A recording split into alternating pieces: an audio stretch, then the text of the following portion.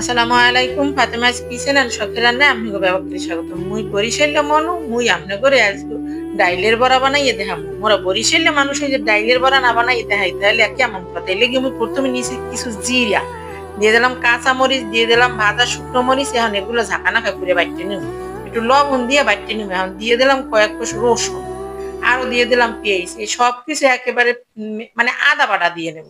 এখন দিয়ে দিলাম চিংড়ি মাছ, এক মুঠোরও বেশি চিংড়ি মাছ দিলাম। এগুলো আমি বাইটে নিলাম। এখন দিয়ে দিলাম খেসারির ডাল, মুসুরির ডাল, আর দিয়ে দিলাম পোলাও চাল। আমি প্রায় 3 ঘন্টার মতো ভিজিয়ে রেখেছি। এখন এগুলো সব বাইটে একেবারে সবকিছু মিশিয়ে নেব। মিশিয়ে নিয়ে একটা ফ্রাই প্যানের ভিতরে আমি তেল গরম করে দিয়ে দিলাম বড়া। এই বড়াগুলো যে খাইতে কি মজা, না খাইলে আপনি মিস করবেন।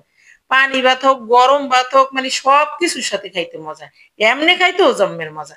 আপনারা একবার হইলো বানাই দেখছেন। মোরা বরিশালেরা ফেরাই ফেরাই খাই।